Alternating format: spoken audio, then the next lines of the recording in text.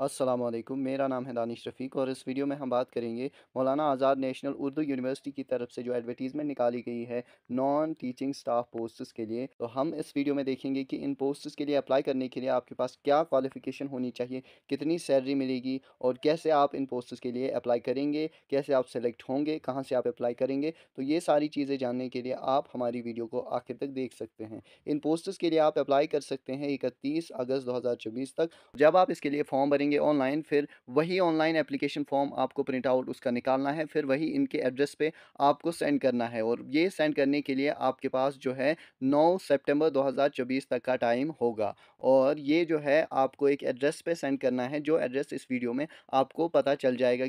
और अगर हम पोस्ट्स के नाम की बात करें, उनके ग्रुप की बात करें, कितनी पोस्ट्स है और किस कैटेगरी में कितनी पोस्ट्स है, तो रीजनल डायरेक्टर की ग्रुप ए की पोस्ट है, 2 पोस्ट्स ये है, अनरिजर्व्ड के लिए 1 है और ओबीसी के लिए 1 है। एग्जीक्यूटिव इंजीनियर की ग्रुप ए की 1 ही पोस्ट है, ये अनरिजर्व्ड के लिए है, यानी ये ओपन फॉर ऑल है, इसके लिए कोई भी अप्लाई कर सकता है रिजर्वेशन के बगैर। असिस्टेंट रजिस्ट्रार की ग्रुप ए की 1 ही पोस्ट है, असिस्टेंट रीजनल डायरेक्टर की ग्रुप ए की 7 पोस्ट्स है, अनरिजर्व्ड के लिए ओपन मेरिट वालों के लिए 3 है, ईडब्ल्यूएस के लिए 1 है, एसटी के लिए 1 है और ओबीसीज के लिए 2 है। असिस्टेंट ग्रुप बी की 1 पोस्ट है, इंस्ट्रक्टर पॉलिटेक्निक सिविल के लिए 1 पोस्ट है, ग्रुप बी की ये पोस्ट है और कंप्यूटर ऑपरेटर की ग्रुप बी की 1 पोस्ट है अनरिजर्व्ड के लिए। प्रोफेशनल असिस्टेंट की ग्रुप बी की 1 पोस्ट है, रिसर्च असिस्टेंट की ग्रुप बी की 1 पोस्ट है, स्टेनोग्राफर की ग्रुप सी की 2 पोस्ट है, लाइब्रेरी असिस्टेंट की ग्रुप सी की 1 पोस्ट है, लैब टेक्नीशियन की ग्रुप सी की 1 पोस्ट है, लैब असिस्टेंट की ग्रुप सी की 1 पोस्ट है, एलडीसी की ग्रुप सी की 5 पोस्ट है, लाइब्रेरी अटेंडेंट की ग्रुप सी की 1 पोस्ट है और वर्कशॉप अटेंडेंट की ग्रुप सी की 1 पोस्ट है। अगर हम क्वालिफिकेशन की बात करें और कितनी आपकी एज लिमिट इसमें रहने वाली है और सैलरी भी कितनी आपकी इसमें रहने वाली है, तो वर्कशॉप अटेंडेंट के लिए आपको 18,000 से लेकर 56,900 तक की सैलरी मिलने वाली है और इसके लिए आपके पास 10th पास मार्कशीट होनी चाहिए, यानी आप 10th पास होने चाहिए और आपने नेशनल अप्रेंटिसशिप सर्टिफिकेट भी हासिल की हुई होनी चाहिए और आपको इसी वर्कशॉप अटेंडेंट में 1 साल का एक्सपीरियंस होना चाहिए और आपकी एज 30 साल से ज़्यादा नहीं होनी चाहिए। लाइब्रेरी अटेंडेंट के लिए अगर हम बात करें तो आपकी सैलरी 18,000 से लेकर 56,900 तक के बीच में रहने वाली। आपको जो है उर्दू और इंग्लिश की लिखने वाली, यानी आपको लिखने आनी चाहिए उर्दू भी इंग्लिश भी और आपको पढ़ने भी आनी चाहिए उर्दू भी और इंग्लिश भी और आप 30 साल से बड़े नहीं होने चाहिए। और डिज़ायरेबल क्वालिफ़िकेशन का मतलब होता है अगर स्टूडेंट्स के पास डिज़ायरेबल क्वालिफ़िकेशन नहीं है तो वो फिर भी अप्लाई कर सकते हैं, उनको ज़्यादा यहाँ पे प्रेफ़रेंस दिया जाता है। तो आपके पास 2 साल का एक्सपीरियंस होना चाहिए कि आपने लाइब्रेरी में किसी भी कॉलेज की, यूनिवर्सिटी की लाइब्रेरी में काम किया हुआ होना चाहिए और आपको बेसिक जो नॉलेज है हिंदी और कंप्यूटर की होनी चाहिए। और लोअर डिवीज़न क्लर्क की जो सैलरी है वो 19,900 होगी शुरुआत में और आपकी क्वालिफ़िकेशन +2 होनी चाहिए और आपको जो है 35 वर्ड्स 30 और आपको जो है 35 वर्ड्स 1 मिनट में लिखने आने चाहिए हिंदी में या इंग्लिश में बाय मीन्स ऑफ टाइपिंग। और आपको जो है कंप्यूटर ऑपरेशंस, यानी आपको कंप्यूटर अच्छे से चलाने आना चाहिए और आपकी एज 30 साल से नीचे होनी।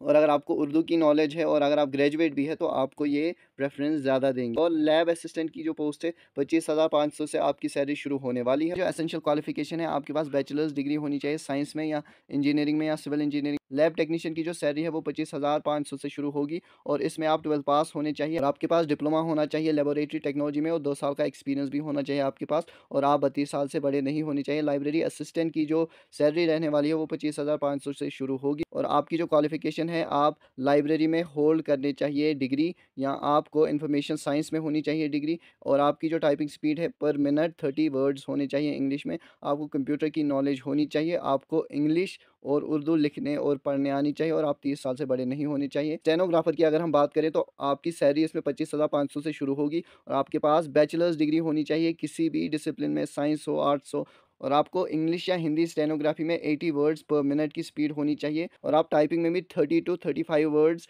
हिंदी या इंग्लिश में कंप्यूटर में टाइप करने चाहिए। रिसर्च असिस्टेंट की जो सैलरी है 35,400 से शुरू होगी और मास्टर्स डिग्री आपके पास सोशल साइंस या ह्यूमैनिटीज़ में होनी चाहिए किसी भी सब्जेक्ट में जिसमें आपने 55% भी हासिल किए हुए होने चाहिए और आपको उर्दू लिखने भी आनी चाहिए और आपको ये बोलने भी आनी चाहिए। प्रोफेशनल असिस्टेंट की जो सैलरी है वो 35,400 से शुरू होगी और आपको लाइब्रेरी साइंस में जो है मास्टर्स डिग्री होनी चाहिए या बैचलर्स डिग्री आपको लाइब्रेरी एंड इंफॉर्मेशन साइंस में होनी चाहिए किसी भी यूनिवर्सिटी से और आपको कंप्यूटर की नॉलेज होनी चाहिए, आपको उर्दू और इंग्लिश की नॉलेज भी होनी चाहिए। जो ऑपरेटर की जो सैलरी है 35,400 से शुरू होगी और इसके लिए जो क्वालिफिकेशन है आपकी आपकी बैचलर्स डिग्री होनी चाहिए कंप्यूटर साइंस में, इलेक्ट्रॉनिक्स में आप 35 ईयर्स से ओल्ड नहीं होने चाहिए। और इंस्ट्रक्टर पॉलिटेक्निक की जो सैलरी है 44,900 से शुरू होगी, और आपके पास इंजीनियरिंग की डिग्री होनी चाहिए, और आपको उर्दू और इंग्लिश की नॉलेज भी होनी चाहिए। You should not be more than 35 years of age. और असिस्टेंट की अगर हम सैलरी की बात करें 35,400 से शुरू होगी, और आपको इसके लिए क्वालिफिकेशन जो चाहिए,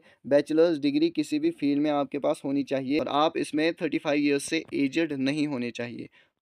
असिस्टेंट रीजनल डायरेक्टर की जो सैलरी है 56,100 से शुरू होगी, और आपके पास मास्टर्स डिग्री होनी चाहिए किसी भी फील्ड में। आपने 55% मास्टर्स में हासिल किए हुए होने चाहिए, और आपकी एज जो है 40 साल से ज़्यादा नहीं होनी चाहिए। असिस्टेंट रजिस्ट्रार की जो सैलरी है वो 56,100 से शुरू होगी। आपके पास मास्टर्स डिग्री होनी चाहिए with 55% in your all semesters of masters degree, and you should not be more than 40 years of age. और अगर आप बोनस पॉइंट्स लेना चाहते हैं तो आपके पास कंप्यूटर एप्लीकेशन की नॉलेज होनी चाहिए। और एग्जीक्यूटिव इंजीनियर की जो सैलरी है वो 67,700 से शुरू होगी। आपके पास फर्स्ट क्लास डिग्री होनी चाहिए सिविल इंजीनियरिंग में, और आप 45 ईयर से ज़्यादा नहीं होने चाहिए एजड। और रीजनल डायरेक्टर की जो सैलरी है वो 78,800 से शुरू होगी। आपके पास मास्टर्स डिग्री होनी चाहिए विद 55%, और आपके पास 10 साल का एक्सपीरियंस भी होना चाहिए टीचिंग का। आपके पास उर्दू की नॉलेज होनी चाहिए। You should be able to read और राइट और speak whatever is written, whatever you have to write, whatever you have to speak in Urdu. और आपने 10th और 12th में उर्दू पढ़ा हुआ होना चाहिए, या अगर आपने ग्रेजुएशन में पढ़ा है that will make your way clear. और आप में इंग्लिश की भी नॉलेज होनी चाहिए कि आप कम्युनिकेशन कर पाएँ, और आप जो है information and communication technology skills से भी थोड़े अवेयर होने चाहिए। मतलब कि आपके पास कंप्यूटर चलाने का थोड़ा हुनर होना चाहिए, आपको सोशल मीडिया का हुनर होना चाहिए। अगर आपके पास पीएचडी है, आपके पास एक्सपीरियंस है, या आपके पास मास्टर्स डिग्री है एजुकेशन में, डिस्टेंस एजुकेशन में, कंप्यूटर एप्लीकेशन में, कंप्यूटर साइंस में, बिजनेस मैनेजमेंट में, तो आपको बोनस पॉइंट्स मिलेंगे, और आप इसमें 50 ईयर्स से एजड नहीं होने चाहिए। जहां भी मौलाना आज़ाद नेशनल उर्दू यूनिवर्सिटी के कैंपसेस है, आपको कहीं पे भी पोस्टिंग हो सकती है, और आप विलिंग होने चाहिए कि आप कहीं पे भी काम करें। और अगर आपके पास क्वालिफिकेशन है, आप अप्लाई करते हैं, उसका मतलब ये नहीं है कि आप सेलेक्ट हो जाएंगे। उसका मतलब ये है कि आप इनकी प्रोसेस ऑफ सिलेक्शन के लिए एलिजिबल हैं, तो आप उस प्रोसेस में अपीयर होंगे। और सिलेक्शन जो है, सिलेक्शन प्रोसेस में ये आपका स्किल टेस्ट ले सकते हैं, इंटरव्यू ले सकते हैं, और रिटन टेस्ट भी ले सकते हैं। तो इसके लिए जो फाइनल डिसीजन है वो इन्हीं का आएगा। और आप जो है जब इसके लिए अप्लाई करेंगे तो आप सारे डॉक्यूमेंट्स वहाँ पे इनकी वेबसाइट पे अपलोड करेंगे। एज रिलैक्सेशन भी दी जा सकती है, यानी जहाँ पे 40 years of age is the maximum limit, and students are not allowed to apply for those posts. Those who belong to some specific categories are definitely given some age relaxation in their maximum age limit. यानी अगर कहीं पे आपको 40 साल maximum age limit है, लेकिन आप SC ST candidate हैं, तो आप 45 साल के भी होंगे तब भी आप वहाँ अप्लाई कर सकते हैं। OBC जो नॉन क्रीमी लेयर कैंडिडेट है उसको 3 साल की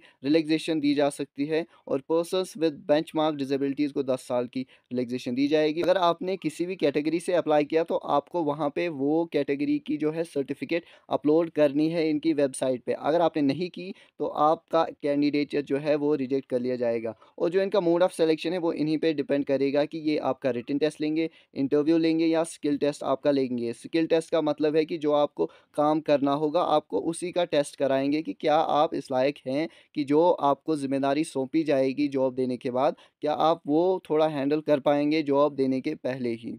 और जो ग्रुप बी और सी की पोस्ट है उसमें आपका इंटरव्यू नहीं होगा, उसमें या तो आपका स्किल टेस्ट होगा, या आपका इसमें रिटन टेस्ट होगा। और रिटन टेस्ट आपका डिस्क्रिप्टिव भी हो सकता है, यानी सब्जेक्टिव, यानी आपको लॉन्ग आंसर्स लिखने होंगे, या आपका ऑब्जेक्टिव होगा, आपको MCQs के आंसर करने होंगे, या आपको स्किल टेस्ट में अपियर होना पड़ेगा। आप जब इन पोस्ट के लिए अप्लाई करेंगे तो आपको इंश्योर करना है कि जिस पोस्ट के अगेंस्ट आप अप्लाई कर रहे हैं, आपको उस पोस्ट के लिए जो इन्होंने एजुकेशनल क्वालिफिकेशन और जो बाकी क्राइटेरियाज मांगे हैं वो आप मीट करते हैं। अगर आपको ये एक्सपेक्टेशन है कि जब लास्ट डेट इसकी ख़त्म हो जाएगी, आपके 2-3 महीने के बाद रिजल्ट्स आएंगे, लेकिन आप एडवांस में अप्लाई करेंगे इसके लिए, तो आप इसमें रिजेक्ट कर दिए जाएंगे, क्योंकि आपके पास जो भी आपको क्वालिफिकेशन रिक्वायर्ड है वो तब तक होनी चाहिए जब तक इन फॉर्म्स के लिए लास्ट डेट इन्होंने फिक्स की है। और आपको यहाँ पे कैरेक्टर सर्टिफिकेट भी प्रोड्यूस करनी होगी जब आप यहाँ पे सेलेक्ट होंगे। अप्लाई आप कर सकते हैं इनकी वेबसाइट से, जो MANUUNT.SAMARTH.EDU.in। वहाँ पे सबसे पहले एप्लीकेशन ID क्रिएट करेंगे, उसके बाद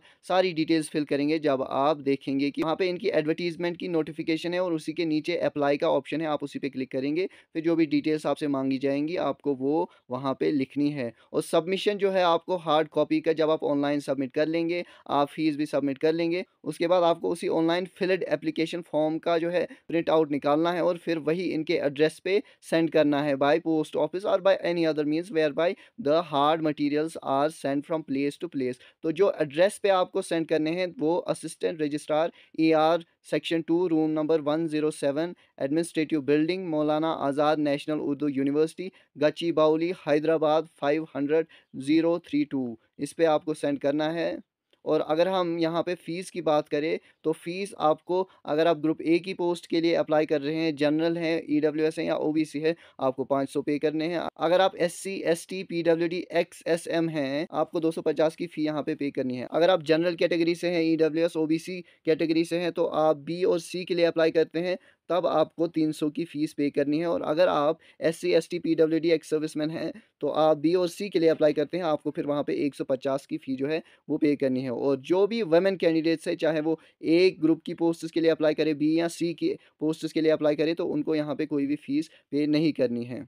और ये जो है आपको फॉर्म भी ऑनलाइन ही भरना है, आपको फ़ी भी ऑनलाइन मोड में ही भरनी है। ऑफ़लाइन का यहाँ पे कोई प्रोविज़न नहीं है। आपको सिर्फ़ वो फ़ी जो आप पे करेंगे और जो आप ऑनलाइन फॉर्म फिल करेंगे, उसी का प्रिंट आउट आपको निकालना है और फिर इन्हीं के जो मैंने एड्रेस आपको अभी बताया वहाँ पे सेंड करना है। मुझे लगता है जितनी इन्फॉर्मेशन देना ज़रूरी था, उतना हमने दे दी है। अगर आपको इसके अलावा भी कुछ और इन्फॉर्मेशन चाहिए, अगर आपके मन में कोई सवालात हैं, आप हमसे पूछ सकते हैं। Thank you.